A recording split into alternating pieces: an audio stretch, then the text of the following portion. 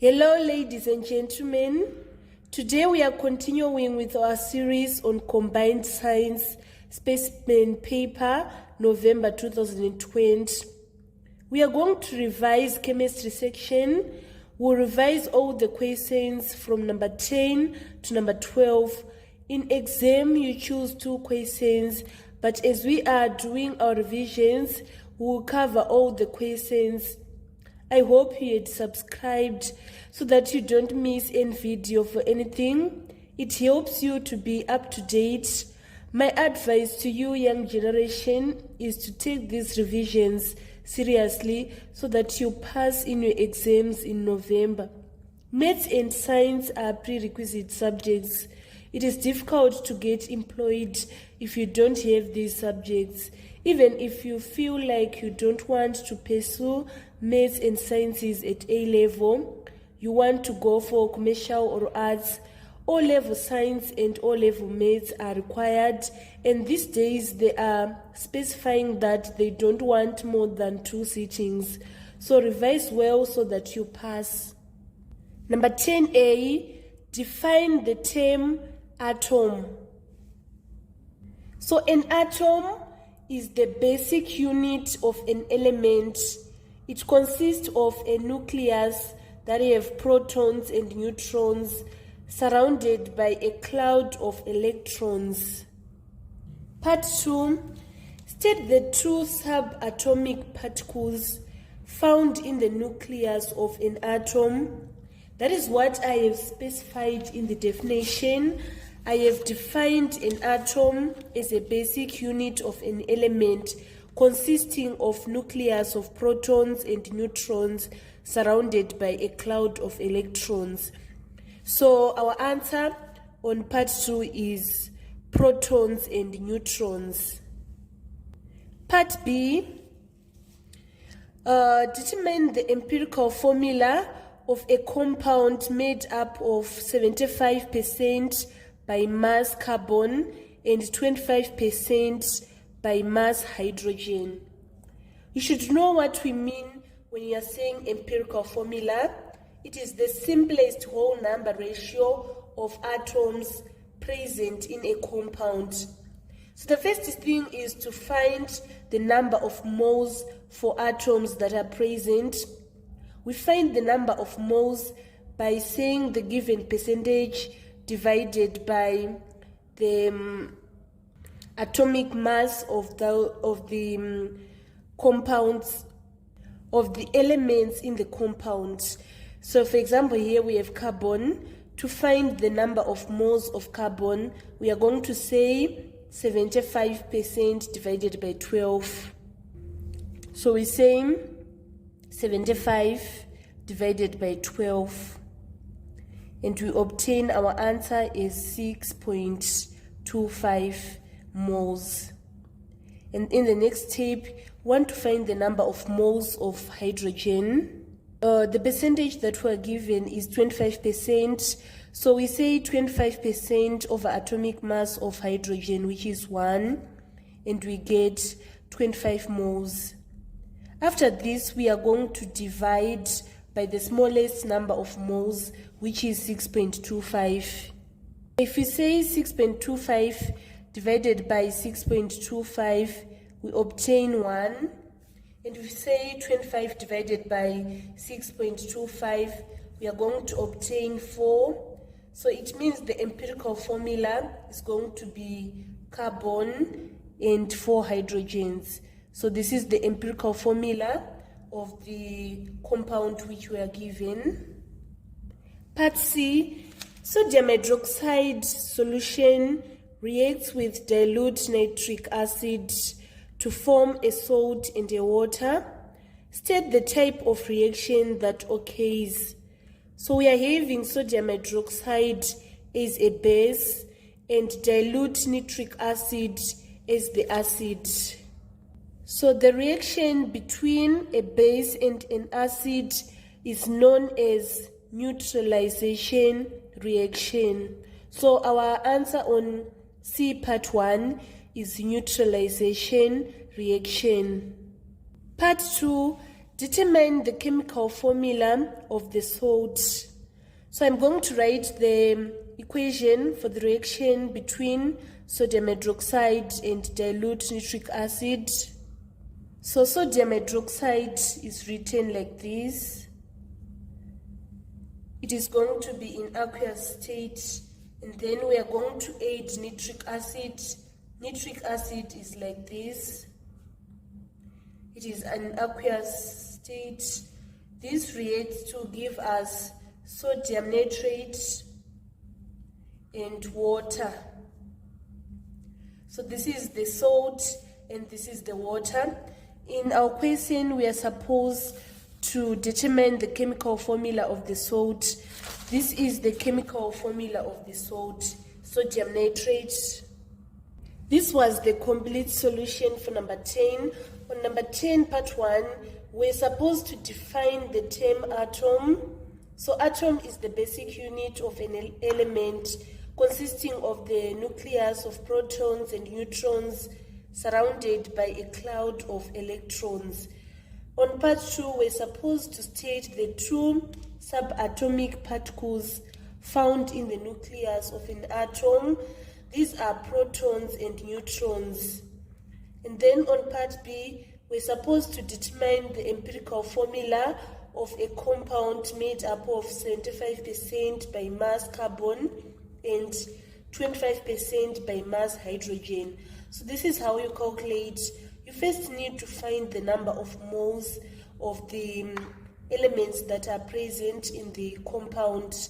In this compound we are having a carbon and hydrogen. So the number of moles of carbon, we say 75% divided by 12, which is 6.25 moles. And the number of moles of hydrogen, we are going to say the given percentage, which is 25 divided by 1, which is the atomic mass of hydrogen, to obtain 25 moles. After that, we are going to divide by the smallest number of moles. In this case, it is 6.25. We divide both on carbon and hydrogen. And if we say 6.25 divided by 6.25, we obtain 1. 25 divided by 6.25, we obtain 4. So our answer is going to be CH4. And then on part C, we are having sodium hydroxide solution reacting with dilute nitric acid to form a salt and a water. This type of reaction is called neutralization reaction, and we're supposed to determine the chemical formula of the salt, which is sodium nitrate. This is the chemical formula of the salt. So this was all about number 10. Let's move on to number 11. Number 11A, outline the stages involved in the extraction of nitrogen from liquid air. So nitrogen is produced by the fractional distillation of liquid air.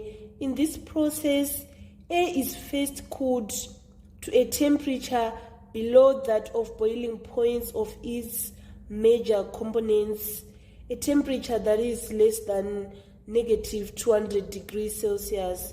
Liquid air is then allowed to warm up, allowing the lower boiling point nitrogen to evaporate from the mixture first.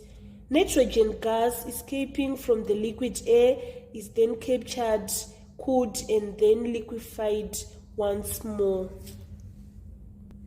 Part B, oxygen can be obtained from the electrolysis of acidified water. Name the acid used to acidify the water.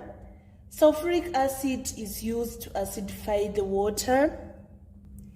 In the electrolysis of acidified water, dilute sulfuric acid is preferred over other mineral acids for acidification of water, because dilute sulfuric acid and not dilute nitric or dilute hydrochloric acid is used, as the nitrate ions or chloride ions may interfere with the reactions. So that is why we use sulfuric acid instead of other acids like dilute nitric acid or hydrochloric acid. Part 2. Explain why the water is acidified.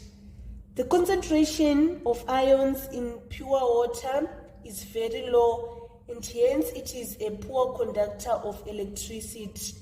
To improve conductivity, sulfuric acid is added, which ionizes completely to give hydrogen ions in the solution. Part 3. Explain why the volume of oxygen obtained during the electrolysis process is half that of hydrogen. First, I'm going to write the overall reaction. So we have our water. It is going to produce hydrogen plus oxygen. We need to balance this equation. We are going to put 2 hydrogens here and also 2 water so that our equation is going to be balanced. We are having 4 hydrogen at this side and 4 hydrogen here, 2 oxygen, 2 oxygen. So our equation is balanced like this. So from this equation, we can see that the number of hydrogen molecules produced is twice the number of oxygen molecules. Assuming equal temperature and pressure for both gases, the produced hydrogen gas is therefore twice the volume of the produced oxygen gas. Part 4. State N1 use of oxygen. So oxygen have so many uses. In medical and in medical field, it is used for biological life support. It is also used by the respiring cells. It is used for burning fuels. It is used in water treatment and chemical combustion. It is used in melting, refining, and manufacture of steel and other metals. So from these uses, we are just supposed to state N1 use of oxygen. So this was the complete solution for number 11. On part A, we're supposed to outline the stages involved in the extraction of nitrogen from liquid air. So nitrogen is produced by the fractional distillation of liquid air. In this process, air is first cooled to a temperature below that of boiling points of its major components. A temperature less than minus 200 degrees Celsius is the temperature that is used. Liquid air is then allowed to warm up, allowing lower boiling point nitrogen to evaporate from the mixture first. Nitrogen gas escaping from the liquid air is then captured, cooled, and then liquefied once more. And then on part B, oxygen can be obtained from the electrolysis of acidified water. We are supposed to name the acid used to acidify the water. So the acid that is used is sulfuric acid. And then on part 2, we want to explain why the water is acidified. The concentration of ions in pure water is very low, and hence it is a poor conductor of electricity. To improve conductivity, sulfuric acid is added, which ionizes completely to give hydrogen ions. And then on part 3, we're supposed to explain why the volume of oxygen obtained during the electrolysis process is half that of hydrogen. So when you do the electrolysis of water, it is going to be broken down into hydrogen and ions. When we write a balanced equation, we are going to obtain 2 hydrogen and 1 oxygen. So we can see that from this equation, hydrogen molecules produced is twice the number of oxygen molecules. So hydrogen gas is therefore twice the volume of the produced oxygen gas. And then on part 4, we're supposed to state N1 use of oxygen. Oxygen have got so many uses. It is used in melting, refining, and manufacture of steel and other metals. It is used for burning fuels. It is used in water treatment and chemical combustion. It is also used in medical and biological life support. It is used in the process of respiration by living cells. So that was all about number 11. Let's move on to number 12. Number 12, Fig 12.1 shows the production of sulfuric acid by the contact process. Name gas X. So we are having this sulfur dioxide. The gas X is going to be oxygen. Sulfur dioxide plus oxygen, they form sulfur trioxide. And then on A, part 2, we're supposed to state the role of vanadium V oxide. Vanadium V oxide is used as a catalyst to speed up the reaction. Part 3, explain why sulfur trioxide is not directly added to water. Sulfur trioxide cannot be dissolved in water directly as it leads to the formation of fog. Sulfur trioxide dissolution in water is extremely exothermic. This forces sulfuric acid to form a mist of tiny droplets. These are highly corrosive, which can even attack and corrode the pipelines and linings which cover the tower in contact process. Also, this mist does not condense so easily. So that is the reason why sulfur trioxide is not directly added to water.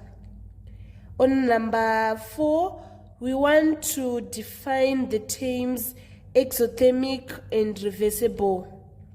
So exothermic reaction is a reaction in which energy is released in the form of light or energy. For example, when burning a candle, the enthalpy is negative because the enthalpy of products is lower than the enthalpy of reactants of the system. We want now to define reversible reaction.